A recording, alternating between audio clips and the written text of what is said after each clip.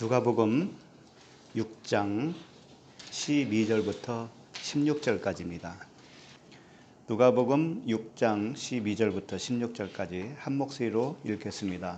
이때에 예수께서 기도하시러 산으로 가사 밤이 새도록 하나님께 기도하시고 밝음에 그 제자들을 부르사 그 중에서 12를 택하여 사도라 칭하셨으니 곧 베드로라고도 이름을 주신 시몬과 그의 동생 안드레와 야고보와 요한과 빌립과 바돌로메와 마테와 도마와 알페오의 아들 야고보와 셀롯이라는 시몬과 야고보의 아들 유다와 예수를 파는 자 델 가롯 유다라. 아멘.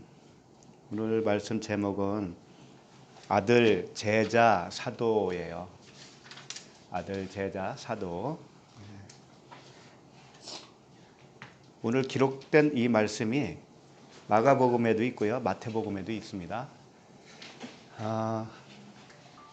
오늘 말씀은 간단하죠. 12 제자들의 이름이 명단이 들어있는 말씀입니다. 그런데 이 말씀 제자들의 이름이 새 복음서에 다 기록이 되어 있어요. 그러니까 이게 그렇게 중요하지 않다면 다 모두 기록을 하지 않았을 수도 있어요. 그러니까 굉장히 중요하다는 말씀이에요. 근데 제자들 이름을 혹시 다 기억하세요? 지금 방금 읽었는데도 기억이 안 나죠? 그리고 우리가 수십 년 동안 신앙생활을 했어도 제자들의 이름을 외워야 할 그런 이유 같은 건 몰랐죠. 그래서 이 제자의 이름을 꼭 알아야 된다는 의미는 아닙니다. 꼭 외워야 된다는 말도 아니고, 이 제자들이 나중에 12명이 전부 다 성경에서 활약하는 그런 이야기가 다 나오지도 않아요. 몇몇 제자들 이야기만 나오지 다 나오지도 않아요. 그런데 새 복음서에 다 똑같이 기록을 했어요. 오늘 말씀 보면은 마치 한꺼번에 주님이 한 번에 12 제자를 다 부르신 것 같이 되어 있지만 사실은 그 전에 이미 다 불렀어요. 제자들을. 갈릴리 호숫가에 있는 베드로라든가 요한이라든가 고기 잡는 이 갈릴리 촌 사람들을 다 불렀어요. 또 세리 마태 같은 사람은 세관이었죠. 다 갈릴리 출신이거든요. 근데 그렇게 불렀는데 오늘 말씀은 이걸 총 요약을 해서 12명이 다 나와요. 부르신 시간과 장소도 조금씩 다른데 오늘은 이 한꺼번에 다 부른 것처럼 나와요. 그러니까 이 말씀에 의미가 있다 이거죠. 어떻게 봐야 되느냐, 그 관점을 주님이 제시를 해주고 있는 거예요. 암암리에 12명을 한 자리에서 불렀다라고 설명을 한다는 그 의미는 이렇다고 봐요. 12명의 제자는 12명이 중요한 게 아니고 그 제자의 특성이 중요해요. 그 제자라고 하는 의미가 중요하다고요. 그래서 제자, 사도 또는 아들 이렇게 표현을 하지만 이 12 제자는 사실은 한 명을 말하고 있어요. 한 명. 누구일까요? 한 명. 우리 각자예요. 한 명이. 우리 각자. 그러니까 우리 각자 안에 12명의 제자의 특성이 다 있다 이거죠. 제자의 특성이. 내가 그 제자예요. 그러니까 오늘은 관점을 그렇게 봐야 되는 겁니다. 그래서 이제 그런 관점으로 보시고 12이라고 하는 의미가 있기 때문에 그래요. 자, 그러면 이 병행 구절이 있습니다. 병행 구절. 그 병행 구절을 잠시 찾아보고 말씀을 이어가도록 하겠습니다. 마태복음 10장 1절을 보세요.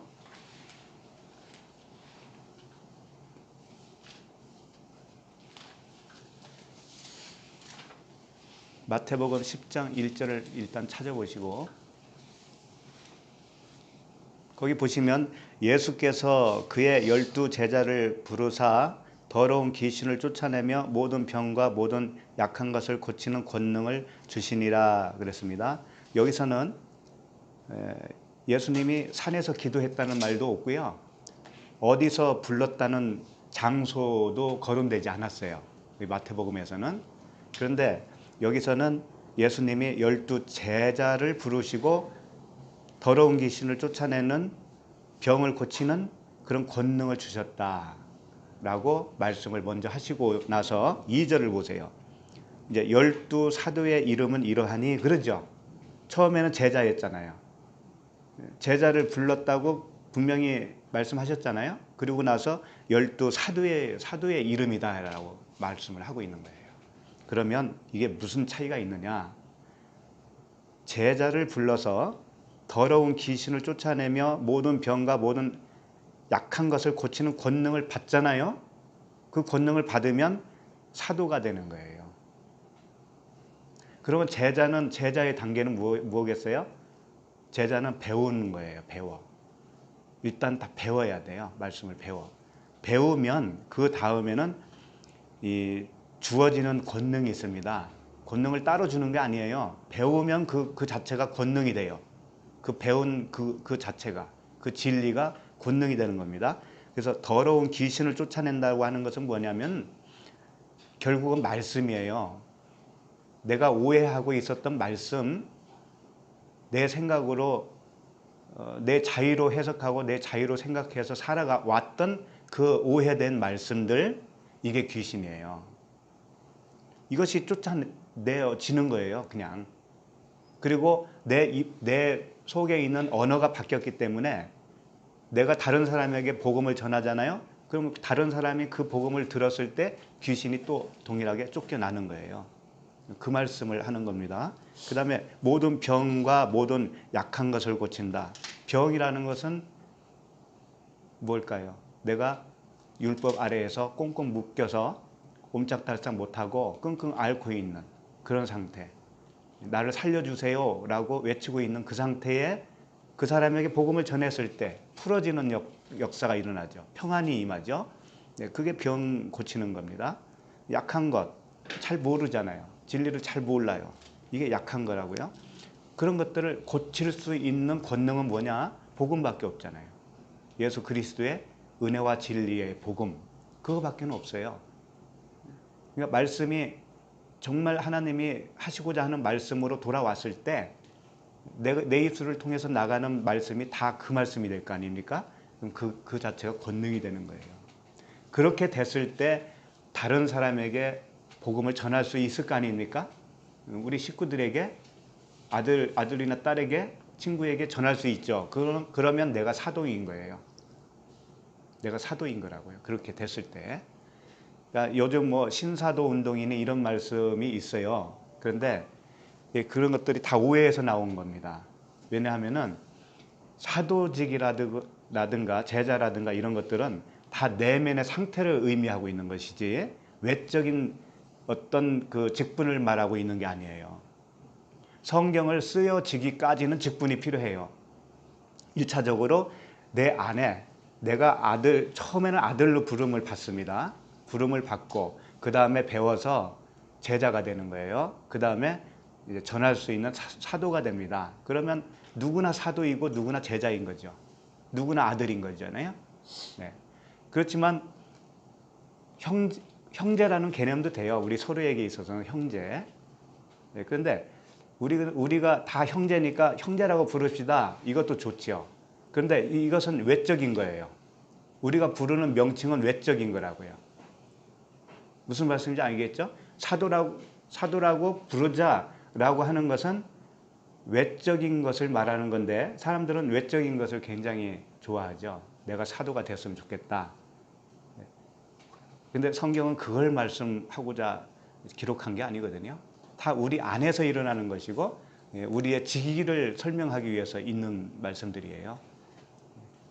우리가 굳이 형제라고 안 부르고 장로님, 권사님, 집사님 이렇게 부른다고 해도 이건 외적인 어떤 질서에 의한 명칭이기 때문에 장로님 하면은 그 형제 아닌가요? 그 안에 형제라는 개념이 왜 없어지나요? 똑같이 있잖아요. 그러니까 직분을 우리가 부르는 명칭 또는 직분 이런 것들은 교회의 질서상에 있는 것일 뿐이에요. 그렇지만 성경은 그걸 말씀하고자 하는 것이 아니고 우리 내면의 상태를 일차적으로 말씀하시는 거죠. 사도조차도 우리의 직분을 말하고 있어요. 우리 각각이 다 사도가 되어야 되는 거예요. 그러나 외적으로 사용하는 사도가 아니라는 거예요. 그것은 내적으로는 내가 사도가 맞는데 전할 수 있는 복음을 전할 수 있는 자라면 내가 내적으로는 사도가 맞아요. 그러나 외적인 직분은 그걸 사용할 수는 없는 거예요. 자, 그러면 모든 약한 것을 고치는 권능을 받으면 12사도의 사도가 되는 겁니다. 자, 그 다음에 마가복음으로 가보겠습니다. 마가복음 3장 13절.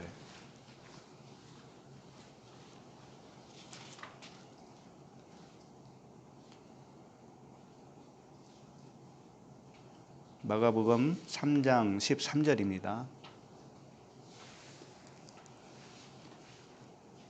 또 산에 오르사 자기가 원하는 자들을 부르시니 나아온지라 이렇게 되어 있어요. 누가복음에서는 산에 가셔서 밤새도록 기도했다고 되어 있습니다. 우리가 읽어봤잖아요. 근데 마가복음에서는 산에 오르사 자기가 원하는 자들을 부르시니 나아온지라 그랬어요. 원하는 자가 누굴까요? 원하는 자를 불렀다고 하는 거. 이 원하는 자는 하나님이 원하시는 자, 아들 아닙니까? 그렇죠? 하나님이 원하시면 그 사람은 아들이에요. 아들. 그 다음에 마가 14절 이에 12를 세우셨으니, 자, 여기서는 사도라는 말도 없고 제자라는 말도 없어요. 그냥 12이라고 그랬어요. 12를 세우셨으니 이는 자기와 함께 있게 하시고 또 보내사 전도도 하며 귀신을 내쫓는 권능도 가지게 하려 하심이라라. 이 12를 세우셨으니 여기서는 계속 12이라고만 해요. 왜 그럴까요? 12이라고 하는 아들이라는 거예요. 처음에 그랬잖아요. 원하는 자들 부르셨다고 그랬죠. 이 아들의 개념으로 지금 설명을 하고 있는 겁니다. 아까 마태복음에서는 처음에 제자를 부르고 그 다음에 사도로 권능을 줘서 사도로 보냈잖아요. 마가복음에서는 아들로 부르신 거예요. 이렇게 이 세 개를 다 종합해봐야 주님이 무엇을 말씀하시는가를 우리가 짐작할 수가 있죠. 그러니까 12제자, 12사도라는 의미는 12명만을 얘기하는 것이 아니고 12이라고 하는 아들을 설명하고 있는 거예요. 12. 그 자체가 12이에요. 그래서 이 명칭의 변화가 생겼잖아요. 지금 처음에는 원하는 자, 아들, 그 다음에 12이라고 하는 아들, 그 다음에 12제자, 배우는 아들이라는 뜻이에요. 아들인데 배워야 돼요. 그 다음에 12사도, 이건 전하는 아들, 전하는 아들이다. 이렇게 된 겁니다. 그래서 성경은 이 12이라고 하는 의미가 있어요. 12. 성경에 다 찾아보기는 어려워요. 이게 너무나 방대하기 때문에 12지파 모르시는 분이 없잖아요. 12지파. 그럼 12지파가 지파의 수기는 하지만 12이라고 하는 아들이라는 뜻이에요. 내가 아들이라면 나도 12지파예요. 그 다음에 12제자, 12사도, 12사람, 12달. 들어보셨죠? 12달. 우리가 사용하는 달력도 12달이에요. 12달. 그 1년, 12달 다 보내고 나면 1이라고 하는 하나죠. 그게 진리 아닙니까? 진리. 그 다음에 12해. 그 다음에 12살. 12바구니. 오병이의 이적을 결과로서 뭘 얻었어요? 12바구니에 그 음식을 얻었잖아요. 떡을. 그 예수 그리스도예요. 그 다음에 12틀 이런 식으로 여러 가지 표현이 있어요. 12은 사실은 우리가 이제 아들됨의 숫자이기도 하면서 동시에 예수 그리스도의 수예요. 예수 그리스도라고 하는 아들, 대제사장, 그 12은 예수 그리스도를 표현하고 있어요. 그래서 계시록에 보면 그런 말씀들이 많이 나오는 거죠. 12별, 12관, 12문, 12기초석 많이 들어보셨을 거예요. 이런 것들이 다 예수 그리스도를 표현하고 있는 그런 명칭의 단어들이죠.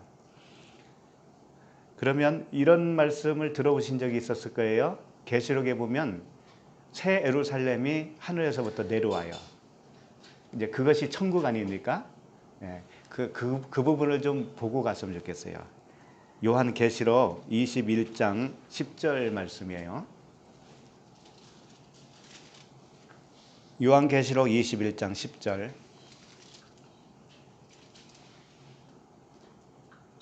성령으로 나를 데리고 크고 높은 산으로 올라가 하나님께로부터 하늘에서 내려오는 거룩한 성 예루살렘을 보이니. 이것이 뭐냐? 천국이죠. 쉽게 말하면 영원한 우리가 도성을 간다고 그러잖아요. 근데 이것도 비유라는 걸 아셔야 돼요. 실제로 이렇게 이런 모양으로 내려오는 것이 아니란 말이죠. 이미 우리에게 임했습니다. 그것을 이렇게 비유로 표현하는 것 뿐이에요. 자, 그러면 16절을 보세요. 16절. 그 새 예루살렘이 어떻게 생겼는가? 16절 보시면 그 성은 네모가 반듯하여 길이와 너비가 같은지라 그 갈대자로 그 성을 측량하니 12,000 스타디온이요 길이와 너비와 높이가 같더라. 이렇게 되어 있습니다. 여기에 보면 네모가 반듯하고 12,000 스타디온이라는 거예요. 길이와 넓이가 12,000이라고 하는 그 원어가 어떻게 되어 있냐면 도테카 킬리아스. 도테카가 뭐냐면 12이라는 뜻이에요. 12. 킬리아스가 1만을 말하고 있거든요. 킬리아스가.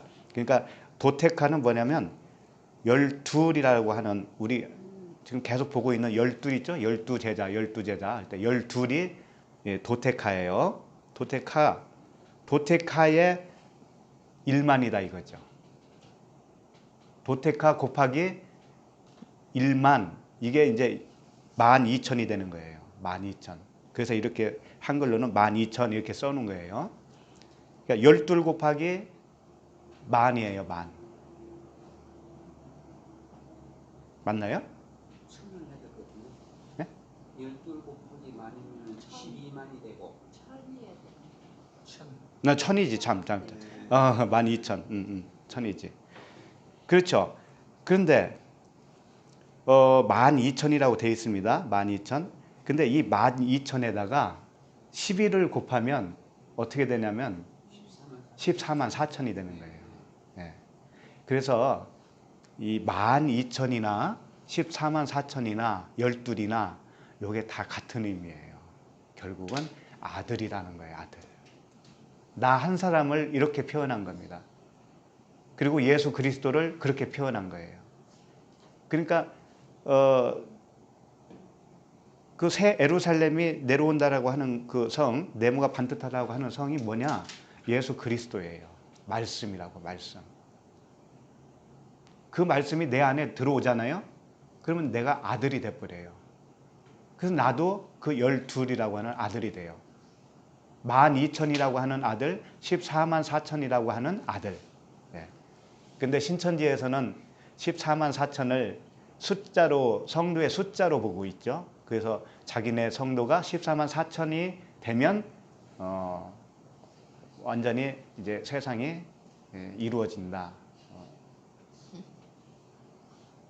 신천지가 완성이 된다. 이렇게. 근데 지금은 14만 4천이 넘었대요. 넘어가지고 그게 잘 안 맞으니까 영적인 14만 4천이라고 한대요. 또 이제 할 말이 없으니까.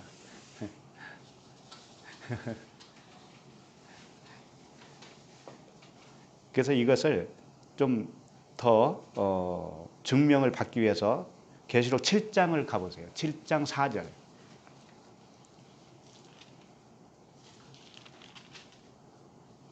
왜 14만 4천이 나오냐? 계시록 7장 4절에 보시면 내가 인침을 받은 자의 수를 들으니 이스라엘 자손의 각 지파 중에서 인침을 받은 자들이 14만 4천이니. 자, 12지파잖아요. 12지파가 총 입맞은 자, 구원받은 자를 세어보니까 14만 4천이라는 거예요. 근데 14만 4천이 어떻게 나왔냐? 각 지파마다 12,000씩 된 거예요. 12,000 곱하기 12지파 하니까는 14만 4천이 나온 거죠. 그러면 5절을 보세요. 이제 유다 지파 중에 인침을 받은 자가 1만 2천이요 나오잖아요. 그죠? 루벤 지파 중에 1만 2천이요, 갓 지파 중에 1만 2천이요. 아니, 한 지파가 1만 2천 명씩 입맞았다라는 거죠. 근데 어떻게 지파마다 다 이렇게 똑같을 수가 있냐 이거예요. 예? 어떻게 12,000한 명도 될 수도 있고 2명도 될 수 있을 텐데 어떻게 1만 2천 명이시냐 이거지 항상. 6절도 보면 아셀 지파 중에 1만 2천이요, 납달리 지파 중에 1만 2천이요, 므낫세 지파 중에 1만 2천이요. 다 1만 2천이잖아요. 이렇게 해서 시므온 지파 중에 1만 2천이요, 레위 지파 중에 1만 2천이요, 이사갈 지파 중에 1만 2천이요, 스불론 지파 중에 1만 2천이요, 요셉 지파 중에 1만 2천이요, 베냐민 지파 중에 인침을 받은 자가 1만 2천이라. 이렇게 해서 다 더해 보니까 14만 4천이 나왔다 이거죠. 그런데 입맞은 자는 구원받은 자죠. 쉽게 말하면. 그러니까 14만 4천은 구원받은 자의 수라. 그걸 말하고 있어요. 그래서 쭉 내려가면은 13절을 한번 보세요. 13절. 같은 계시록 7장이에요. 13절 보시면 장로 중 하나가 응답하여 나에게 이르되 이 흰옷 입은 자들이 누구며 또 어디서 왔느냐. 흰옷 입은 자들이 이야기가 나오는데 요 자들이 다 그냥 14만 4천에 들어와 있는 자들이에요. 똑같은 거예요. 그러니까 입맞은 자 14만 4천, 흰옷 입은 자 다 같은 말씀이란 말이죠. 같은 의미를 가지고 있어요. 흰옷 입은 자들이 누구며 또 어디서 왔느냐 그러니까 14절. 내가 말하기를 내 주여 당신이 아시나이다 하니 그가 나에게 이르되 이는 큰 환난에서 나오는 자들인데 어린 양의 피에 그 옷을 씻어 희게 하였느니라. 자, 큰 환난에서 나오는 자들이고 어린 양의 피에 그 옷을 씻어 희게 하였다. 이게 입맞은 자이고요. 흰옷 입은 자라는 거죠. 그럼 이게 뭐냐? 큰 환난에서 나온 건 뭐냐? 십자가의 죽음을 의미하잖아요. 그렇죠? 십자가의 죽음은 무엇이냐? 첫 번째가 죽고 두 번째로 세워지는 거예요. 첫 번째 죽는 것이 무엇이냐? 말씀이에요. 말씀. 율법이 죽고 복음으로 살아나는 거예요. 진리로 살아나는 거죠. 행위 언약에서 죽고 은혜 언약으로 살아나는 거예요. 이게 뭐냐? 옷을 빠는 거예요. 옷을 빠는 거예요. 처음 옷을 빠는 것이 뭐냐? 처음 옷이 뭐냐? 율법이란 말이에요. 시내산에서 주어진 율법. 우리가 교회 다니면서 처음 배운 말씀들이 옷이에요. 옷. 우리가 입었던 옷이에요. 처음 입었던 옷. 근데 그걸 빨아야 돼. 그래서 광야 생활에서 그 옷을 빠는 겁니다. 지금까지 계속 빨고 왔을 수도 있고 이제 시작한 사람도 있고 다 그런 거예요. 15절. 그러므로 그들이 하나님의 보좌 앞에 있고 또 그의 성전에서 밤낮 하나님을 섬김에 보좌에 앉으신 이가 그들 위에 장막을 치시니라. 보좌에 앉으신 이가 하나님이시죠? 그분이 장막을 쳤다라는 것은 그분 자신이 성전이라는 뜻이에요. 그분 자신이 성전이시고 우리는 그 성전 안에서 사는 그분과 하나 된 아들들이죠. 이게 12이라는 뜻이에요. 17절. 이는 보좌 가운데에 계신 어린 양이 그들의 목자가 되사 생명수 샘으로 인도하시고 하나님께서 그들의 눈에서 모든 눈물을 씻어 주실 것입니다. 자, 이게 이제 결과적인 거잖아요. 그분 목자 되시는 그분이 우리를 인도하시면 생명수 샘으로 인도하시면 우리가 눈에서 눈물을 그분이 씻어 주신다. 이게 무슨 의미일까요? 더 이상 울지 않는다는 걸까요? 안식. 네, 그 맞는 말씀이에요. 근데 왜 눈물을 씻어준다는 표현으로 하셨을까요? 그 안식을? 세상 말로 눈물이 이제 복음을 알면 더 이상 눈물이 안 나올까요? 눈물 더 나오죠. 감사해서 나오죠. 감사해서 나오죠. 근데 눈물을 씻어준다는 의미가 뭘까요? 마음의 눈이라는 말 들어보셨어요? 눈은 마음이에요. 마음의 눈을 열어주시사 그런 말씀도 있죠. 그러니까 여기서 눈물 하면은 마음에서 나오는 물을 말하는 것인데 그 물은 뭘까요? 처음에 우리는 진리를 몰랐잖아요. 그렇지. 그러니까 마음에서 나오는 나의 생각, 이게 눈물이었어요. 그러니까 육체의 눈물이에요. 쉽게 말하면. 그걸 씻어줬다라는 것은 더 이상 그 눈물이 이제는 안 나온다는 거죠. 진리의 물만 나오게 되어 있죠. 예. 그런 거예요. 그래서 어떤 분들은 냉랭해 하잖아요. 복음을 알았다고 해요. 냉랭해. 눈물도 안 흘려야 된다는 거죠. 눈물 좀 흘리세요. 여기서 말하는 눈물은 그 눈물이 아니니까.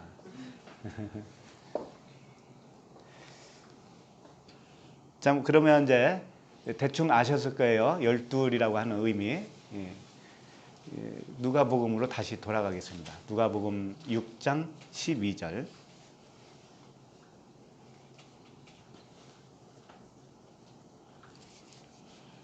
다시 본문으로 돌아왔습니다. 이때에 예수께서 기도하시러 산으로 가사 밤이 새도록 하나님께 기도하셨다. 이렇게 되어 있어요. 자, 이걸 보면 표면적으로 보면 밤새도록 기도한 거 아닙니까? 철야 기도한 거 아닙니까? 그래서 금요기다 기도회가 생긴 거 아닌가요? 그럴 수도 있어요. 그럴 가능성이 커요. 주님이 하셨으니까. 주님이 밤이 새도록 하나님께 기도하시고 그 다음에 이제 12 사도들을 불러주셨다. 이런 말씀이에요. 일단은 기도하시러라고 하는 이 프로시쿠마이 이 동사입니다. 기도하는 거예요. 기도하는 거. 그 다음에 산으로 갔습니다. 이 산은 뭘까요? 영적으로 말씀을 계산해 보면 이 산은 뭘까요? 산은 평지와 대조되는 말씀이에요. 평지. 그래서 이 말씀 오늘 16절까지 끝나고 나면 예수님이 제자들과 내려와서 평지에 서시니 이렇게 되어요. 네? 그러니까 지금은 산에 있는 거죠. 산에 있어서 무엇인가를 하고 나면 평지가 되는 거예요. 무엇인가를 하는 거예요. 그러면 그 산은 무엇일까요? 산은 높다라는 의미예요. 높다. 산은 높으니까 오로스라고 하는 거예요. 오로스. 지리적으로 높은 곳을 의미하는데 우리 마음 상태가 처음에는 어떤 상태였어요? 높았죠. 네. 아유, 감사해요. 손까지 들어주시면 표현해 주셔서 높았어요. 그게 육신의 생각이라고 합니다. 네. 육신의 생각은 하나님과 원수가 되는 거잖아요. 하나님 말씀을 잘 알고 있는데도 불구하고 육신의 생각으로 그 말씀을 이해하고 있었단 말이에요. 그래서 여러 가지 부작용이 생기는 겁니다. 여러 가지. 평안이 없고. 그 상태가 산이에요, 산. 그러면 예수께서 기도하시러 산으로 갔다라는 것은 어디로 갔다라는 걸까요? 우리 마음으로 오신 거지요. 이 높아진 산, 이 육신의 생각에 잡혀 있는 이 높아져 있는 마음으로 그분이 오시는 거예요. 그분이 오셔서 밤이 새도록 기도한다는 건 뭐예요? 처음에 밤부터 시작하잖아요. 밤이 저녁이 되고 아침이 되니 그러잖아요. 예, 그거예요. 그러니까 우리 마음 속에 오셔서 우리는 이제 저녁인 상태이고 밤인 상태잖아요. 우리가 마음이 높아져 있다라는 것은 그 상태에서 주님이 기도를 해주시는 거예요. 기도를 우리가 한 것 같지만 주님이 하시는 거예요. 그래서 가르쳐 주셔요. 우리를 가르쳐 주세요. 어느 기간 동안에. 그러면 그게 밤이 새우는 겁니다. 자, 그런데 원어를 잘 보면은 여기서는 잘 드러나지 않았는데 산으로 가사 있죠. 가사. 산으로 가셨다 이런 말씀이죠. 요게 이제 두 단어로 되어 있습니다. 갔다라는 단어가 그거보다도 그래요. 일단 그거부터 갔다라는 말이 엑셀코마이라고 하는 단어인데 엑셀코마이는 무엇으로부터 떠났다, 무엇으로부터 떠나서 나가다 이런 뜻입니다. 그러니까 주님이 산으로 가셨다라는 것은 어디선가에서 떠나서 가셨다라는 뜻이에요. 떠난 곳이 어디냐면 하나님의 본체시라고 그랬잖아요. 그분은 하나님의 본체이신데 어디로 떠났어요? 땅으로 오셨죠. 땅으로. 그 본체를 떠나 땅으로 오셨죠. 땅이 우리의 마음이지 않습니까? 그렇죠? 우리 땅이라고 하는 내 마음 속으로 오셨다라는 것을 지금 산으로 갔다라고 표현하고 있는 겁니다. 그리고 사라고 되어 있는데 이 사자가 게이톤이라고 하는 단어예요. 게이톤. 게가 뭐냐면 땅이에요.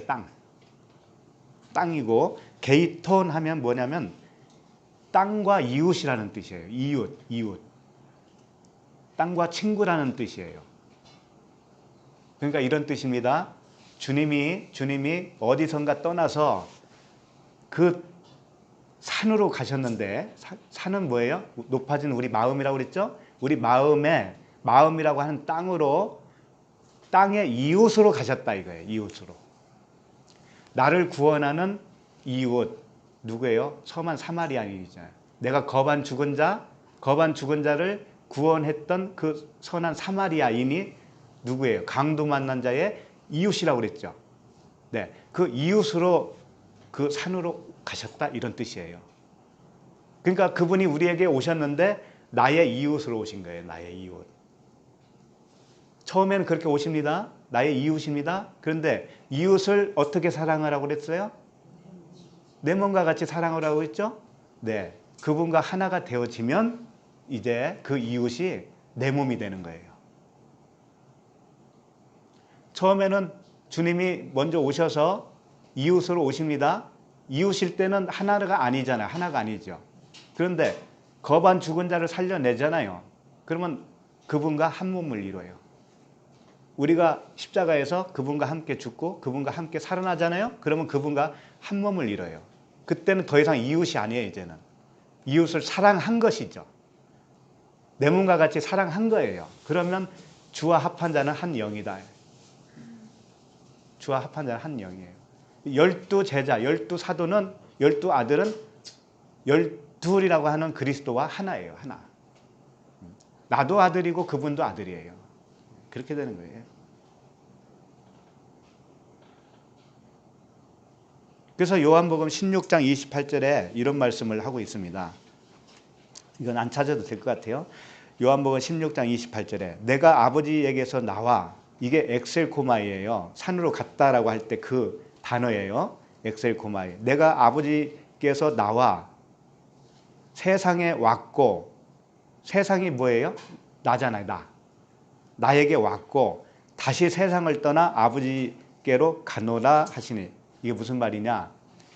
다시 세상을 떠난다는 건 뭐냐면요, 나와 함께 죽는 것이 떠나는 거예요. 그분이 나와 함께 죽어주셔요. 율법이 되어서 율법인 나와 함께 죽어요. 죽으면 그게 떠나는 겁니다. 떠나면 다시 어디로 간다고 그래요? 아버지께로 간다고 그러죠. 이 아버지가 무엇이냐? 성전이에요. 아버지는 성전. 그러니까 주님이 그러잖아요. 내가 떠나면 너에게 유익이다. 그리고 처소를 예비할게. 처소를 예비하면 내가 너에게 다시 오겠다 그랬단 말이에요. 그 처소가 아버지예요. 성전이에요. 그러니까 주님과 함께 우리가 죽어요. 죽었으면 그 자체가 뭐냐? 처소예요. 처소. 성전, 아버지예요. 거기에 들어오신다 이거죠. 아버지께로 간다라고 하는 표현이 다시 우리에게 오신다라는 것과 같은 겁니다. 처음에 우리에게 오실 때 기도하러 오시면 우리와 함께 그 율법 아래에서 같이 죽는 겁니다. 그리고 나서 복음으로 다시 세워지죠. 이게 아들이에요.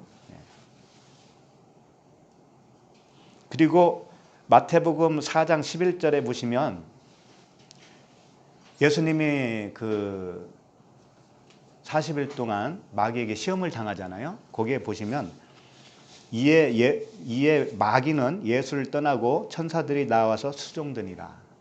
자, 이게 간단한 말씀인데 어떤 거냐면 마귀는 예수를 떠나고 천사들이 와서 수종을 들었다.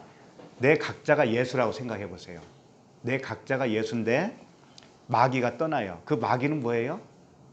율법이고 나의 욕심의 생각이에요. 그것이 떠나면 천사들이 와서 수종드는 거예요. 천사가 뭐예요? 복음이잖아요. 진리의 복음이죠. 은혜의 복음이죠. 그렇게 되는 거예요. 그러니까 오늘 주님이 산에 가셔서 밤새도록 기도했다라는 것은 우리 마음판에 오신 겁니다. 오셔서 저녁인 우리 마음 상태, 높아진 우리 마음 상태에서 기도를 해주시는 거예요. 그렇게 되면 우리가 기도의 집이 돼요. 기도의 집.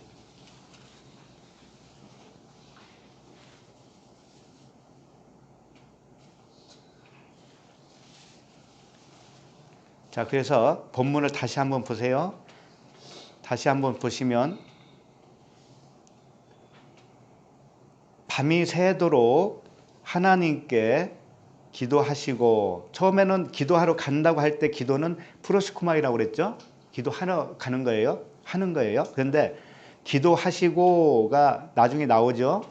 요 단어는 프로시케예요. 프로시케, 명사 프로시케라고 하는 기도의 집을 말하고 있어요. 기도라고 하는 상태를 말하고 있어요. 그러니까 주님이 우리 안에서 기도를 해 주시잖아요. 그러면 내 자신이 기도라고 하는 집이 돼버려요. 그런 뜻이에요. 그래서 주님이 그 잘 아시는 성전 정화 사건 아시죠? 거기서 어떻게 말씀하셨냐면 마가복음 11장 17절에 보시면 이에 가르쳐 이르시되 기록된 바 내 집은 만민이 기도하는 집이라 칭함을 받으리라 하지 아니하였느냐 너희는 강도의 소굴을 만들었도다 하시매. 여기서 기도의 집, 이 기도가 프로시케예요. 기도라는 집이다 이거예요. 기도라는 집, 프로시케. 그러니까 우리가 성전이라고 그랬잖아요. 성령의 전이라고 그랬죠. 그러니까 성령의 전은 기도의 집이에요. 기도의 집. 우리 자신이 기도라고 하는 집. 그럼 기도의 집이라는 의미는 무엇이냐? 프로시코마일, 기도했잖아요. 기도한 그 원함이 있었을 거 아닙니까? 하나님의 원하심이 이루어져 있는 상태가 기도의 집이라는 거예요. 하나님이 원하신 것이 이루어졌어요. 우리 안에서. 이루어진 상태가 기도의 집이라는 거죠. 그러면 우리가 만약에 기도의 집으로 완성이 되었다. 그러면 기도 안 해도 되는 것이냐? 그건 아니에요. 진짜 기도할 수 있게 되었다라는 의미가 되는 거예요. 진짜 기도, 진짜 기도. 그 전에는 가짜 기도였다면 이제는 진짜. 왜 그러냐? 하나님의 뜻을 다 알았거든요. 말씀의 진리를 다 알아버렸거든요. 그래서 무슨 기도를 해야 될지를 알아요. 그래서 허탄한 기도를 안 하게 되는 거예요. 그때부터는. 생명에 관계된 것만 기도하게 되어 있어요.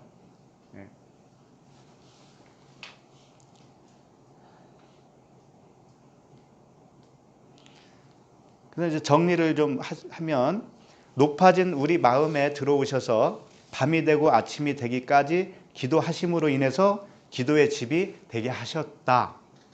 이렇게 정리할 수가 있습니다. 그러면 로마서 8장을 좀 보시면서 이 말씀과 관련해서 좀 더 은혜를 나누도록 하겠습니다. 로마서 8장 24절이에요. 로마서 8장 24절 우리가 소망으로 구원을 얻었음에 보이는 소망이 아니니 보는 것을 누가 바라리요. 자, 우리가 소망을 갖습니다. 믿음과 소망과 사랑. 소망은 어떤 것을 바라는 거죠. 그런데 보이는 소망은 소망이 아니라는 거예요. 보이지 않는 것이 진짜 소망이라는 것이죠. 그래서 우리가 이제 진리를 듣고 배워서 진짜 보이지 않는 소망을 얻게 되었습니다. 그 보이지 않는 소망은 뭐예요? 하나님과 하나 되는 거잖아요. 그 성전이 되는 거죠. 기도의 집이 되는 겁니다. 이것이 우리의 소망이에요. 그건 보이지 않는 거죠. 보이지 않는 소망이에요. 근데 그걸 바라는 겁니다. 바라는 것이 소망이니까. 자, 25절. 만일 우리가 보지 못하는 것을 바라면 참음으로 기다릴지니라 그랬죠. 우리가 보지 못하는 것을 바라면, 안 보이는 것을 바라면 참음으로 기다릴지니라. 우리는 뭘 해야 되는 거예요? 기다려야 돼요. 들으면서 기다려야 돼요. 우리가 할 것은 그거라는 거예요. 그러니까 우리의 기도는 뭐겠어요? 그게 이루어 주십사, 그 소망이 이루어 주십사, 기도 그거밖에 할 거 없잖아요. 예. 그러면서 다음 절에 뭐라고 하시냐면 26절 이와 같이 성령도 우리의 연약함을 도우시나니 우리는 마땅히 기도할 바를 알지 못하나. 우리는 기도할 바를 모른다는 거예요. 무엇을 기도해야 될지를 도대체 모른다는 거죠. 왜? 기도의 집이 아직 안 됐으면. 그런 상태에서 오직 성령이 말할 수 없는 탄식으로 우리를 위하여 친히 간구하시느니라. 성령이 친히 간구하신다는 거예요. 그것이 오늘 예수님이 산에서 밤새도록 기도했다라는 말씀과 똑같은 말씀이에요. 네? 예수님이 산에서 기도했다는 것은 나의 높아진 마음 속에 들어오셔서 성령이 탄식하는 거예요. 성령이 탄식하는 거예요. 그 주님의 원하심, 하나님의 원하심이 이루어지기를 위해서 탄식하는 거예요. 그것이 뭐냐? 성령의 세 가지 책망이라고 볼 수도 있는 거예요. 세 가지 책망. 죄에 대하여, 의에 대하여, 심판에 대하여. 육신의 정욕과 안목의 정욕과 이생의 자랑을 깨부시기 위해서 책망을 하시는 거예요. 이게 뭐냐? 말씀으로 우리를 계속 들려주시고 가르쳐주시고 그래서 그 잘못된 것들이 다 깨져나가게 해주시는 거죠. 이게 성령이 말할 수 없는 탄식으로 우리를 위하여 간구하시는 겁니다. 그러면 27절 마음을 살피시는 이가 성령의 생각을 아시나니 이는 성령이 하나님의 뜻대로 성도를 위하여 간구하심이니라. 마음을 살피시는 이가 누구냐? 하나님이시죠. 성령의 생각을 아신다라는 건 뭐예요? 성령이 하나님의 뜻대로 성도를 위하여 간구하심이라. 그러니까 마음을 살피시니 하나님과 성령은 하나이신데 그분은 성도를 위하여 간구하신다. 성령은 하나님이 원하심을 그대로 간구하신다. 이런 뜻이에요. 28절 우리가 알거니와 하나님을 사랑하는 자 곧 그 뜻대로 부르심을 입은 자들에게는 모든 것이 합력하여 선을 이루느니라. 이게 무슨 뜻이냐면 모든 것이 합력하여 선을 이룬다는 건 뭐냐면 이제 하나님을 사랑하게 된 자, 하나님을 사랑하는 자라고 그랬잖아요. 그의 뜻대로 부르심을 입은 자들이라고 그랬잖아요. 이게 제자들이고 사도들이잖아요. 아들들이죠. 이 사람들은 이제 진리를 알았고 하나님의 뜻을 알았어요. 하나님이 뭘 원하는 걸 알았어요. 그러면 합력하여 선을 이룬다는 건 뭐냐? 나와 그 하나님과 하나로 선을 이룬다 이거예요. 함께 선을 이룬다 이거예요. 하나님의 마음과 내 마음이 일치가 됐으니까 같은 뜻을 이루어 나가는 거예요. 같은 뜻을. 이게 합력하여 선을 이룬다의 뜻이에요. 그러니까 하나님만 처음에는 하나님이 먼저 친히 간구를 하셨잖아요. 우리가 무엇을 구할지 모르니까. 그런데 그렇게 되다가 어느덧 하나님의 뜻을 알게 된 나도 그 뜻을 구하게 되었다 이러는 거예요. 그래서 합력하게 선을 박수도 두 손이 마주쳐야 박수 소리가 나는 거잖아요. 그와 같다라는 거지. 이제 나도 하나님이 원하는 걸 알았기 때문에 나도 그걸 구할 수 있게 되었다. 이게 합력하여 선을 이룬다는 거예요. 29절 하나님이 미리 아신 자들을 또한 그 아들의 형상을 본받게 하기 위하여 미리 정하셨으니 이는 그로 많은 형제 중에서 맏아들이 되게 하려 하심이니라. 자, 하나님이 미리 아신 자들은 뭐예요? 하나님이 구하는 부르시는 자들이죠. 택한 자들. 예, 그 아들의 형상을 본받게 하기 위해서 미리 정하셨다. 미리 정하셨다라는 건 뭐냐면 예수 그리스도를 정하셨다 이런 뜻이에요. 왜? 우리도 예수 그리스도와 동일한 존재가 되게 하기 위해서, 동일한 아들이 되게 하기 위해서 예수 그리스도를 먼저 정하시고 그 다음에 그분을 통해서 우리들을 구원하시는 거죠. 그래서 그로 많은 형제 중에서 맏아들이 되게 하심이니라 그랬죠. 예수 그리스도께서 맏아들이라면 우리는 딸려오는 차남들이겠죠. 근데 그런 의미가 아니에요. 다 맏아들이에요. 우리도 또 그분과 하나가 되기 때문에. 하나님 아들들은 맏아들밖에 없다. 차남은 없다.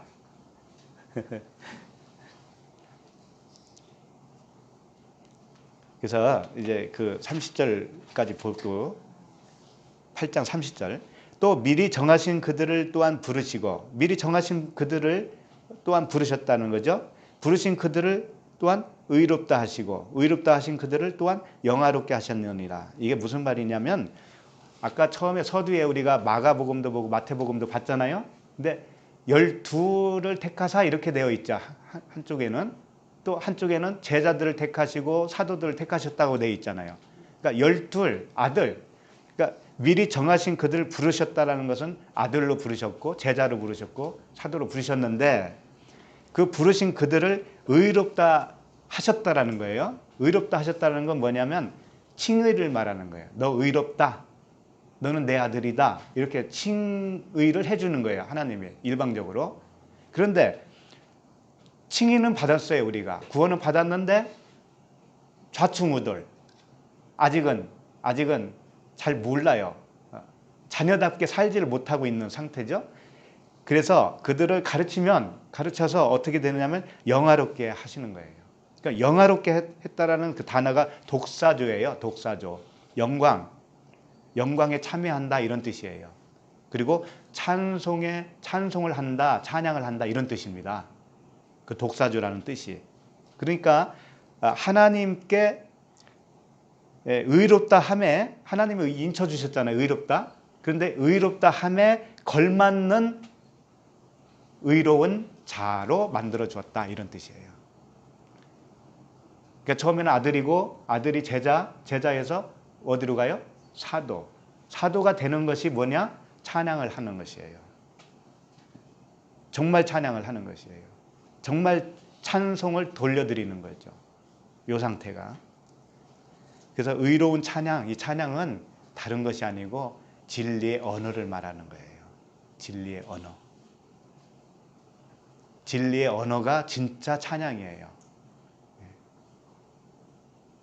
경배와 찬양 우리도 많이 했었어요. 근데 그게 뭐 나쁘다는 의미는 아니지만 그것만 옳다라고 생각하면 안 된다. 그것만 찬양이라고 생각하면 안 된다 이거죠. 오히려 그것은 그림자에 불과한 것이다. 자, 그럼 누가복음 다시 본문으로 돌아오셔서 13절을 보시겠습니다. 13절.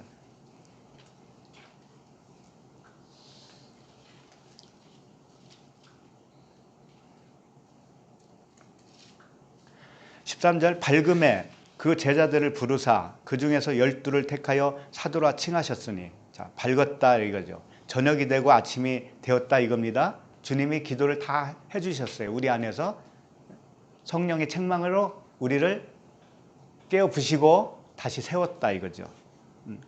우리 안에서 밤새 성령의 탄식의 기도를 하고 우리 마음이 제자에서 사도가 돼버렸어요. 이제 비진리가 떠나고 사도가 됐어요. 그런 의미죠. 그 제자들을 부르사 이제 먼저는 제자들로 부르는 겁니다. 그렇죠? 예, 제자들을 불러요. 제자들은 배우는 사람을 의미합니다. 그러니까 출애굽에서 광야에서 40년 동안이 뭐냐? 제자예요. 그리고 사도가 뭐냐? 가나안 땅이에요. 가나안 땅에 들어가면 그때가 사도라고요. 부르사 그 중에서 12를 택하여 이렇게 되어 있습니다. 자, 이제 택하였다라는 것을 좀 우리가 생각해 봐야 되겠습니다. 택했다. 불렀다. 택하였다. 뭐 태초부터 우리를 이 땅에 우리를 보내기 전부터 박성규 너는 내 아들이다라고 정해 가지고 내 보낸 것이냐? 도대체 무엇이 택한 것이냐? 이런 문제를 오늘 조금 짚어보도록 하겠습니다. 고린도전서 1장 27절. 고린도전서 1장 27절. 고린도전서 1장 27절. 그러나 하나님께서 세상에 미련한 것들을 택하셨다는 말씀 나옵니다. 지혜 있는 자들을 부끄럽게 하려 하시고 세상에 약한 것들을 택하사 강한 것들을 부끄럽게 하려 하시며. 이게 무슨 말씀일까요? 그 28절에도 계속 나오잖아요. 하나님께서 세상에 천한 것들과 멸시받는 것들과 없는 것들을 택하사 있는 것들을 폐하려 하시나니. 택했다라는 뜻이 뭐냐면 에클레고마이예요. 에클레고마이인데 에클레시아하고 비슷하잖아요. 무엇으로부터 나와서 말을 하고 있는 상태를 말하고 있어요. 레고가 말씀이에요. 말한다라는 뜻이에요. 레고가.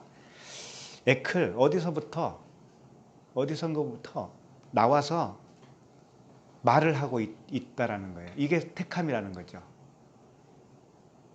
그러면 이 박성규가 무엇으로부터 나와서 말을 하지 못하고 있으면 나는 택함 받은 사람이 아니에요. 그럼 내가 택함 받았다라고 하는 의미는 뭐냐? 내가 무엇으로부터 나와서 말을 하고 있어요. 그렇게 말을 하고 있으면 그 사람은 택함 받은 사람이라니까. 근데 말을 하지 못하고 있으면 택함 받은 사람이 아니다. 그런 뜻이라고요. 택함이라는 것이. 그러면 무엇이냐? 27절부터 다시 봐요. 지금 고린도전서 1장 27절이죠. 자, 그러나 하나님께서 세상에 미련한 것들을 택하사 그랬습니다. 세상에 미련한 것이 뭘까요?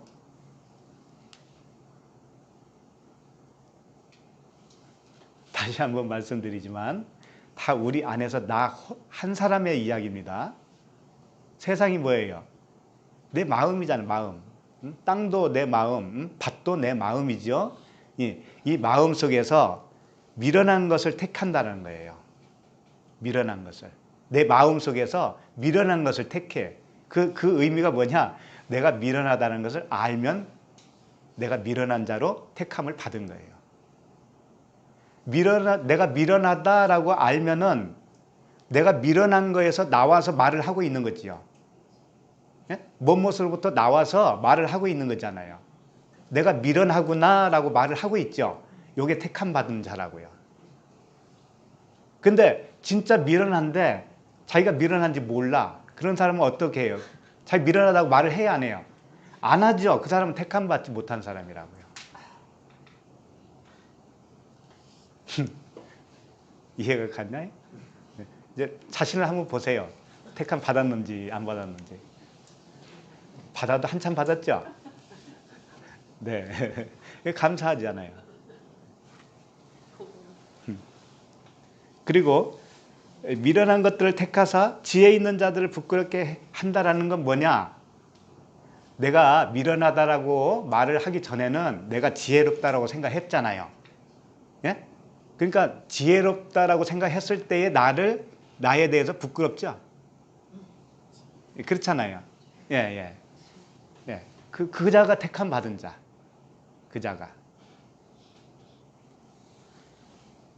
그 다음에 세상에 약한 것들을 택하사 내가 약하구나 라는 것을 내가 말을 하잖아요. 그러면 내가 약한 자로 택함을 받은 거라고요. 그러면 내가 강한 사람이었다라고 생각했던 것이 어떻게 돼요? 부끄럽게 되죠. 그 이야기입니다, 이게. 어떤 세상 사람들 이야기하는 게 아닙니다, 성경은. 나 한 사람의 이야기예요. 내 한 사람의 심령 상태를 말하고 있는 거죠. 28절도 똑같아요. 하나님께서 세상에 천한 것들과 멸시받는 것들과 없는 것들을 택하사 이렇게. 예? 그러니까 내가 천한 자라는 거 아는 거죠. 내가 없다라는 거 아는 거예요. 없음이구나, 내가. 하나님 앞에서는 그동안에 힘주고 살았는데 하나님이 나에게 힘을 좀 주면 내 힘을 보태가지고 세상을 변화시킬 줄 알았는데 아무것도 아니었네. 꽝이었네. 이렇게 알면 뭐예요? 있는 것을 패하는 거예요. 내가 있었다라고 생각했던 것이 다 패해지는 거잖아요. 예? 28절 끝에 있는 것들을 패하려 하시나니. 그렇죠? 예. 내가 있었다라고 생각했던 것들이 이제 다 패하여져요. 요게 누구라고요? 택함 받은 자다 이거죠.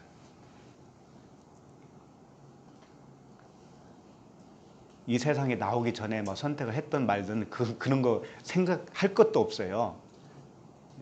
그런 상태가 되어 있느냐 안 되어 있느냐 요걸로 보시면 되는 거라고요.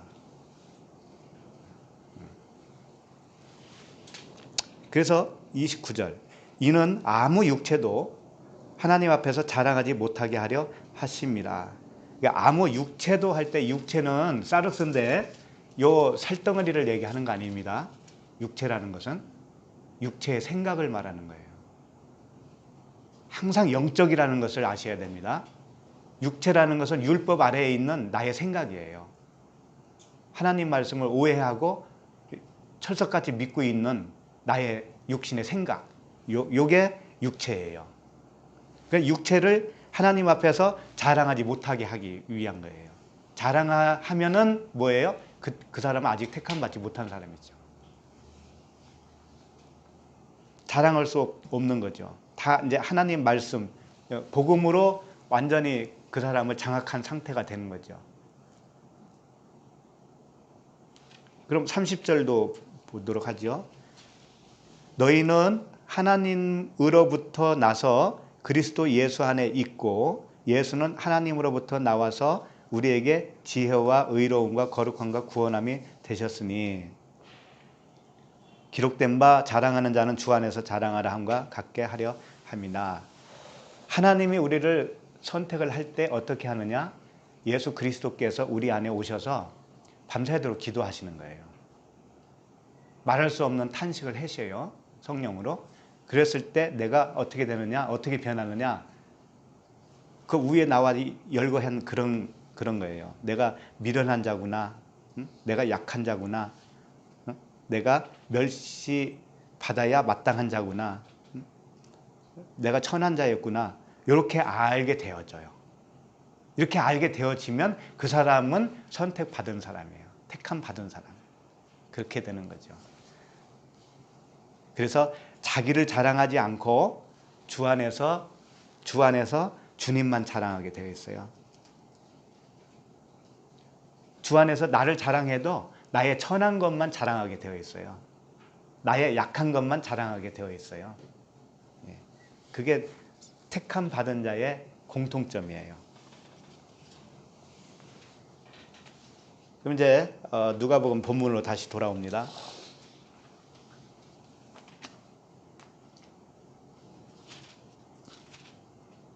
13절 다시 한번 보시면 밝음에 그 제자들을 부르사 그 중에서 12를 택하여 사도라 칭하셨으니 처음에 제자에서 그 다음에 12이라고 하는 사도로 칭하셨다 이거예요. 사도는 아포스톨로스 보냄을 받은 자라는 뜻입니다. 복음의 사신이에요. 복음을 전할 수 있는 자. 말 한마디라도 친구에게, 자녀에게, 부모에게, 배우자에게 한마디라도 하는 거예요. 복음으로 하는 거예요. 이렇게 할 수 있는 사람이 사도예요. 사도. 칭하셨다라는 것은 뭐냐면 이름을 부여해 주셨다. 그 권위를 부여해 주셨다. 이런 뜻입니다. 그렇게 전할 수 있는 권위가 주어졌다. 이런 뜻이에요. 그래서 12이라고 하는 숫자는 아들됨의 나 한 사람을 의미하는 것이다. 이제 그렇게까지 정리하고 14절로 넘어가겠습니다. 이제 14절부터는 12명의 그 제자들, 사도들의 이름이 이제 나열되고 있습니다. 우리가 다 그 제자들의 이름을 알 필요는 없지만 지금까지 뭐 다 외우고 있지도 않았지만요. 알아야만이 구원받는 것도 아니죠. 그러나 이렇게 정리를 해놓은 이유는 제자들의 이름 속에 의미가 있어요. 이름에 의미가 있어요. 그 의미를 보면 나 자신이 그런 존재인가를 발견하게 되는 거죠. 내 자신이 이 사람들의 그 이름값과 같은 건지를 한번 비교를 해보라는 거예요. 자, 지금부터 자, 14절 곧 베드로라고도 이름을 주신 시몬 이렇게 나옵니다. 베드로는 잘 아시듯이 페트로스, 돌, 뭐 바위, 반석, 그리스도잖아요. 그리스도는 반석은 그리스도다. 그러니까 우리가 제자요 사도라는 것은 아들이요 제자요 사도라는 것은 뭐예요? 그리스도와 같다라는 거죠. 네? 반석이니까. 네. 베드로가 그렇다는 거죠. 베드로가 우리잖아요. 네. 그 다음에 시몬, 이름을 주신 시몬이라고 되어 있는데 베드로와 시몬은 같은 겁니다. 그런데 시몬은 듣다라는 뜻이라고 그랬잖아요. 경청하다. 시몬은 시브리어 샤마에서 왔어요. 쇠마 이스라엘아 그러잖아요. 들어라 이스라엘아. 그 쇠마 들음에서 온 거예요. 시몬이. 그러니까 베드로라고 하는 이름으로 바꿔진 것은 처음에는 시몬이었는데 베드로라고 하는 이름으로 바꿔준 이유는 베드로가 잘 경청했다라는 거예요. 그렇다면 우리도 잘 경청하면 어떻게 된다? 베드로가 된다. 그리스도라고 하는 반석이 된다. 이런 뜻입니다. 그 다음에 그의 동생이라고 했으면 아델포스예요. 형제, 그의 형제, 동생 형제 안드레 그랬습니다. 안드레가 무슨 뜻이냐?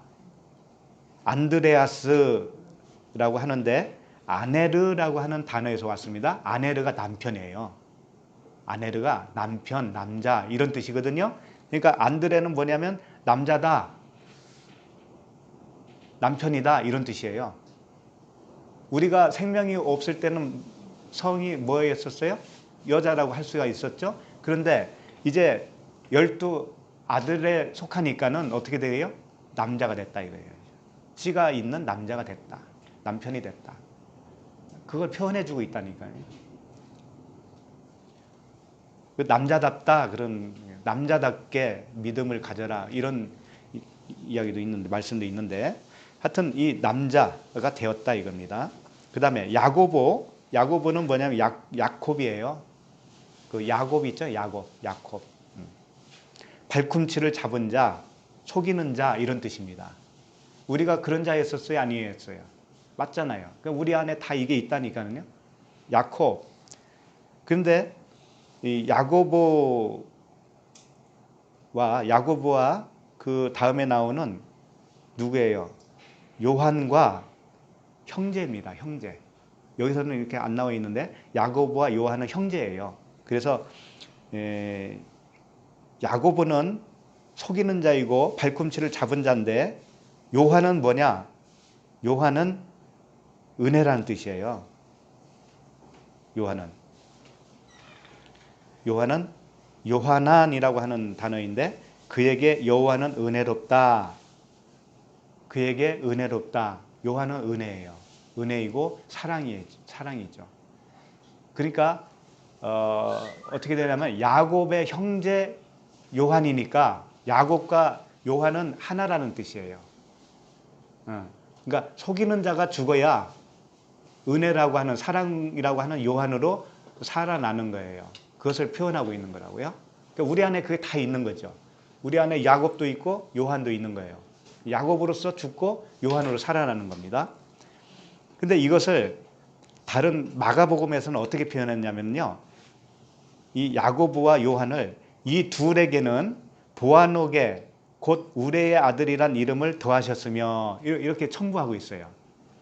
보아너게 곧 우레의 아들이라는 거죠. 야고보와 요한은 그런 의미라는 거예요. 그럼 이게 무슨 뜻이냐? 우레의 아들이라는 뜻이 무엇이냐? 우레가 뭐예요? 천둥번개잖아요. 천둥번개. 천둥번개가 뭐냐면 빛이라는 뜻이에요. 빛. 예. 근데 태양, 빛, 그것은 둘이에요. 두 개의 빛이 있는 거예요. 야곱이라고 하는 태양이 있고 요한이라고 하는 태양이 있는 거예요. 근데 야곱이라고 하는 태양은 지어야 돼요. 없어져야 된다고. 그래서 예수님이 십자가에 정오에 달리셨을 때 빛을 잃었다고 그랬잖아요. 네? 빛을 잃었어요. 그러니까 육체 예수, 율법으로는 빛을 잃어버려야 진리의 빛이 뜨는 거죠. 그래서 야고보는 여기서 죽어야 할 야고보, 요한은 야고보 대신 살아가는 진리를 표현하고 있는 것이죠. 그래서 실제로 야고보 사도가 제일 먼저 순교당합니다. 그리고 요한이 제일 오래까지 살아요. 네. 그걸로도 이렇게 표현해주고 있는 거죠. 그러니까 우리도 야고보로 빨리 죽어야 요한으로 오래 살아요.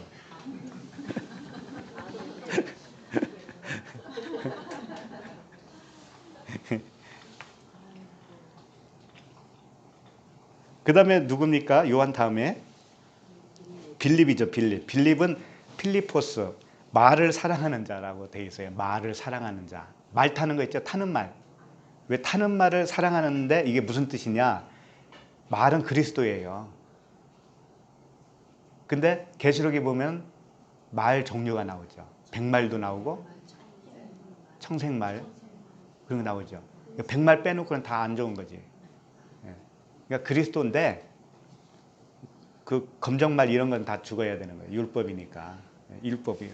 근데 빌립은 그걸 사랑했다. 그리스도라고 하는 말을 사랑했다. 이런 뜻이에요. 그래서 빌립이 나다나엘을 예수님께 소개를 해요. 그래서 이 빌립은 꼭 예수님과 같아. 중보의 역할을 해. 중보 역할. 빌립이. 그러니까 예수님이 우리와 하나님 사이를 중보했잖아요. 그게 사랑해서잖아요. 사랑해서. 우리를 사랑했기 때문에 그렇잖아요. 빌립도 사랑을 한 겁니다.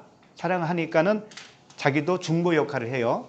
나다나엘을 예수께로 인도했고 오병이의 기적을 하는데 그 현장에서 주님이 그랬잖아요. 빌립한테 야 빌립아 어디서 떡을 사서 이 사람을 먹이겠느냐 이거 질문했잖아요. 그러니까 빌립이 뭐라고 했냐면은 빌립이 대답하되 각 사람으로 조금씩 받게 할지라도 200데나리온의 떡이 부족하리라 그랬잖아요. 근데 이게 왜 중보냐? 우리 가르쳐 주잖아요. 진리를. 200데나리온이 부족하다는 건 뭐냐면 예수 그리스도가 부족하다 이런 뜻이에요. 200데나리온도 예수 그리스도예요. 그리고 그 다음에 나오는 그 보리떡 5개 여기 한 아이가 있어 그랬잖아요. 여기 한 아이가 있어 보리떡 5개와 물고기 2마리를 가지고 있나이다. 그러나 그것이 이 많은 사람에게 얼마나 되겠사옵나이까. 보리떡 5개가 뭐예요? 이것도 예수 그리스도예요. 물고기 2마리는 뭐예요? 생선 둘. 이것도 예수와 그리스도예요. 보리떡 5개는 뭐냐? 온전한 말씀, 십계명을 이렇게 접으면 어떻게 된다고 그랬어요? 5마디가 된다고 그랬죠? 이 온전한 말씀. 10이라고 하는 온전한 말씀이 5으로 표현한 거예요. 그것이 누구냐? 예수 그리스도의 말씀이다. 라는 뜻이죠.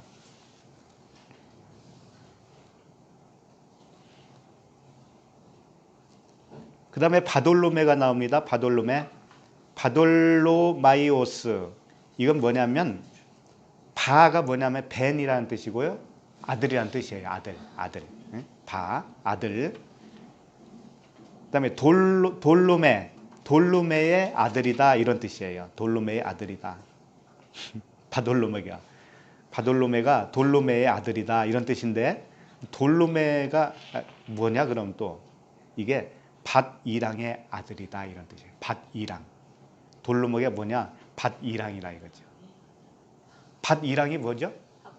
밧구랑. 마음의 할례. 마음의 회개. 마음의 할례예요. 우리가 마음의 할례 일어났어요, 안 일어났어요? 일어났잖아요.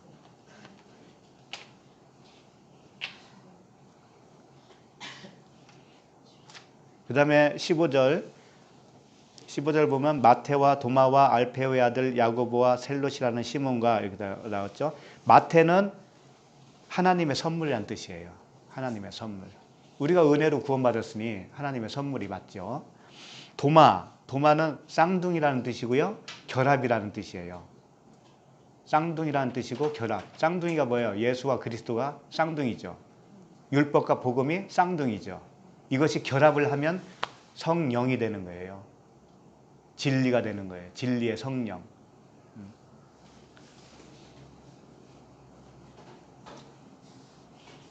그 다음에 알페오는 교환하다라는 뜻입니다. 교환하다. 알페오는 직접 12제자는 아닙니다. 알페오의 아들 야고보 이렇게 되어 있으니까 야고보는 제자죠. 그러니까 왜 알페오라는 아버지 이름을 붙였느냐? 예, 야고보를 교환시키겠다 이거지. 야고보는 야콥이고 속이는 자니까 그걸 교환해야 되잖아요. 교환되어지는 아들이다 이런 뜻이에요. 죽어야 할 아들이다 이런 뜻이죠. 그 다음에 셀롯 열심당원이라는 뜻이거든요. 셀롯이 열광자, 열병이 들었다라고 할 때 그 열광자예요. 셀롯은. 근데 셀롯의 아들 시몬이라고 돼 있죠. 아니 셀롯이라는 시몬이죠. 셀롯과 시몬이 같은 거죠. 그러니까 셀롯은 열심당원인데 시몬은 뭐냐면 잘 듣다라는 뜻이거든요. 열심당원이 잘 들어야 돼. 잘 들어서 그 열병이 떠난다는 거지. 다 우리 안에 일어나는 일을 이렇게 표현한 거라고요. 그 다음에 16절 야고보의 아들 유다와 예수를 파는 자 될 가룟 유다라. 여기서 이제 마칩니다. 야고보의 아들이라고 돼 있는데요. 이게 아들이 아닙니다. 원어에는 없어요. 그냥 야고보 유다 이렇게 되어 있어요. 이게 무슨 뜻이냐? 야고보와 유다는 형제. 야고보의 아들이 아니고 야고보의 형제예요. 야고보의 형제고 이걸 어떻게 다른 곳에서는 어떻게 표현했냐면 야고보의 아들 유다가 다데오라고 표현이 되어 있어요. 다데오라고 들어보셨죠? 어디선가? 이게 유다예요. 유다. 그래서 알페오의 아들 야고보와 다데오 이렇게 되어 있어요. 다른 곳에 보면은. 그러니까 사실은 알페오의 아들이에요. 이 유다가. 그러니까 유다가 두 명이 나오잖아요. 여기 유다와 그 다음에 가룟 유다가 둘 나오죠. 이걸 제일 나중에 똑같이 이렇게 쌍둥이처럼 써놓은 이유가 있겠죠. 유다. 그럴 거 아니에요. 다시 말하면 가룟 유다는 죽어야 할 유다라면 그 야고보의 형제 유다는 살아날 유다예요. 하나라는 뜻이에요. 하나를 이렇게 표현하고자 하는 것이죠. 근데 원래 유다라는 뜻은요, 찬송하다라는 뜻입니다. 좋은 이름이에요. 유다 지파에서 그리스도께서 오셨잖아요. 찬송하다. 예후다거든요. 유다가 예후다, 찬송하다. 이 다데오는 무슨 뜻이냐면 사랑받은 아들이라는 뜻입니다. 다데오. 그러니까 유다와 다데오는 같은 겁니다. 다른 곳에서는 유다를 다데오라고 표현했고요. 여기서는 유다라고 표현했습니다. 그런데 다데오라는 뜻은 뭐냐면 사랑받은 아들이고 유다라는 것은 찬송하다라는 뜻이죠. 그런데 가룟 유다는 죽어야 할 찬송이고 죽어야 할 유다라는 뜻이에요. 여기에는 다데오라는 뜻은 없어요. 사랑받는 아들이라는 뜻은 없다고요. 그냥 유다에는. 그냥 유다는 그냥 찬송한다라는 의미지만 가룟 유다도 찬송을 하는 거예요. 근데 죽어서 찬송하는 것이고, 예? 이쪽 유다는 사랑을 받은 아들로 찬송하는 거예요. 그 찬송은 두 가지가 있는 거예요. 죽는 것도 찬송이고 살아나는 것도 찬송이에요. 근데 둘이 각각 다른 게 아니고 둘이 다 같은 거잖아요. 율법과 복음이 같듯이. 그러니까 우리가 옛것이 죽으면 새것으로 살아나잖아요. 그러니까 옛것과 새것이 이제 하나가 돼버리지. 네, 그와 같은 거예요. 그래서 이제 여기 보면 가룟이 뭐냐 이거예요. 가룟 유다가 나오는데 가룟은 뭐냐면 기랏 여아림에서 나왔어요. 기랏 여아림. 구약에 보면 기랏 여아림이라고 하는 지명 이름이 나와요. 벗게 있는데. 그래서 기랏 여아림이 무슨 뜻이냐? 기초를 놓는다. 그런 뜻이에요. 기초. 유다가 죽음으로 인해서 기초를 놓고 이쪽 유다가 살아나는, 사랑받은 자로, 사랑받은 아들로. 예수라고 하는 기랏 여아림. 예수라고 하는 기초를 놓잖아요. 기초 놓는 게 뭐예요? 십자가에서 죽으시는 거잖아요. 그렇게 죽으시면 그 위에 뭐가 세워지냐면 사랑받는 아들로 건축이 되어진다 라는 뜻이에요.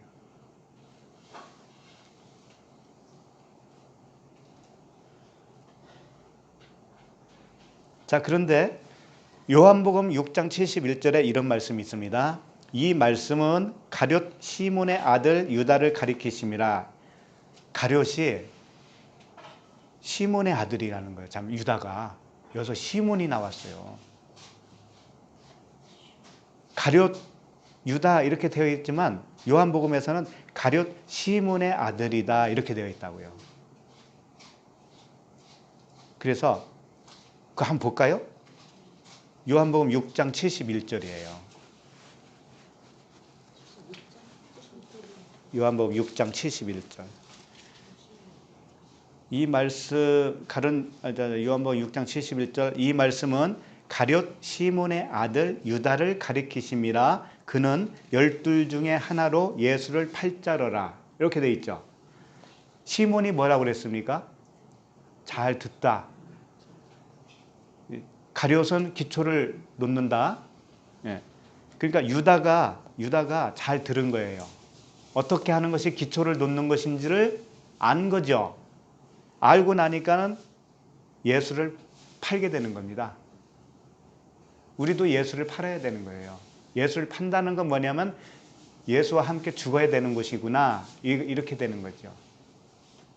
응?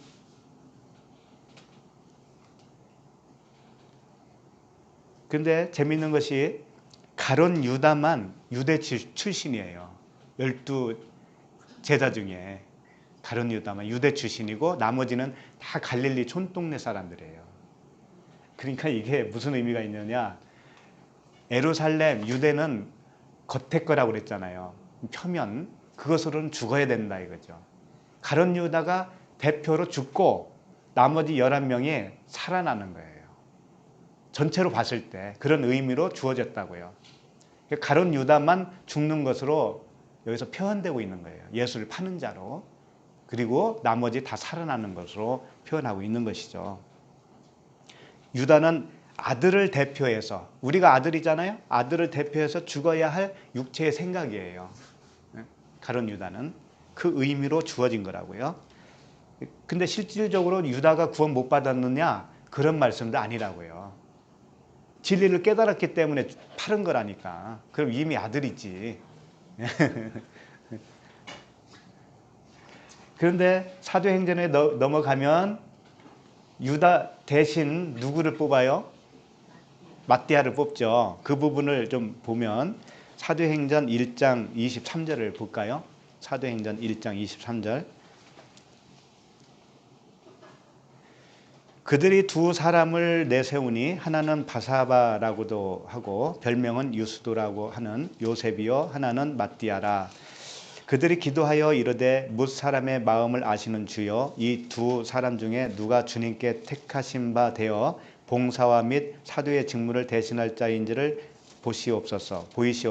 유다는 그 직무를 버리고 제 곳으로 갔나이다 하고 제비 뽑아 마띠아를 얻으니 그가 11 사도의 수에 들어가니라. 마띠아라고 하는 사람이 이제 제비 뽑아서 뽑혔습니다. 마띠아가 무슨 뜻이냐? 여호와의 선물이다라는 뜻이에요. 여호와의 선물, 은혜로 택함 받은 아들이다 이런 뜻입니다. 그러니까 11 사도는 가룟 유다와 비교를 했을 때 가룟 유다는 11 사도는 여호와의 선물이에요. 은혜로 택함 받은 자들이고 가룟 유다는 자기 직무를 버렸다고 그랬죠. 이 직무를 버리고 제 곳으로 갔나이다 그랬잖아요. 이 직무, 사도의 직무. 그러니까 사도의 직무는 무엇이냐? 복음이죠. 복음으로 하는 거죠. 그런데 직무를 버린 자 유다는 율법이잖아요. 그러니까 율법으로 죽은 자가 유다라면 복음으로 살아난 자들이 유다 대신에 누구의? 마띠아죠. 마띠아가 11수에 가입됐으니까 그 12지파, 12제자 사도들이 전부 다 마띠아나 똑같은 거예요. 그러니까 1대1로 지금 설명을 하고 있는 거예요. 그러니까 다 주님이 그 주님의 은혜와 그 표피로 준, 표면적으로 준 아버지의 문자적인 말씀과 그 이면으로 주시는 아버지의 그 언약의 은혜, 진리의 말씀을 대조적으로 설명하고 있는 거죠. 십자가의 죽음이라는 것은 바로 그 말씀을 말씀하고 있어요. 말씀이 죽는 거예요. 말씀이 죽어야 나의 육신의 생각도 죽어요. 같이 죽는 거예요. 그래서 예수와 함께 죽는 것이 그런 뜻이에요. 예수는 말씀이라면 함께 죽는 나의 육신은 육신의 생각이에요. 같이 동시에 죽는 거예요. 쌍으로 죽는 거예요. 그렇게 하고 쌍으로 다시 살아나는 겁니다. 이제 육신의 생각이 아니고 영의 생각으로 살아나는 거죠. 영의 생각으로. 그래서 성령 안에 있는 자는 육신에 있는 자가 아니라고 그랬잖아요. 육신의 생각이 이제 완전히 바뀌어졌으니까. 오늘 이 12제자를 통해서 제자를 얻은 이 말씀을 통해서 우리 이 12명의 제자의 이야기가 아니라 내 한 사람, 나 한 사람의 사도까지 되어지는 그 과정을 표현하고 있구나. 그 택함 받은 것이 무엇인지 이제 아시겠죠? 택함 받은 것. 반드시 그런 마음 상태가 된 것이 하나님이 우리를 택하신 거예요. 전부 다 아들이요, 제자요, 사도가 되어지기를 간절히 바랍니다. 기도하겠습니다. 하나님 아버지, 율법 아래에 매여서 육신의 생각으로 산처럼 높아져 있던 우리 마음에 오신 우리 주님께 감사를 드립니다. 거룩하신 성령께서 이 만물보다 부패한 사람의 마음에 오셔서 우리를 위하여 그 기도에 탄식을 하셨다고 하는 이 말씀을 보면서 감사와 영광만 돌릴 수밖에 없음을 압니다. 주께서 친히 탄식의 기도를 해주시고 기도의 집이 되게 해주신 그 아버지의 은혜에 다시 한번 감사와 찬송을 드립니다. 우리 각자의 심령 속에 오셔서 낮아지고 가난해진 그 마음을 택하시고 부여했던 마음을 부끄럽게 하신 우리 주님, 아들로 부르시고 제자로 가르치시고 사도로 보내주시는 아버지의 크신 은혜가 우리 모두에게 임하시길 간절히 바라옵나이다. 감사드리며 예수 그리스도의 이름으로 기도드립니다. 아멘.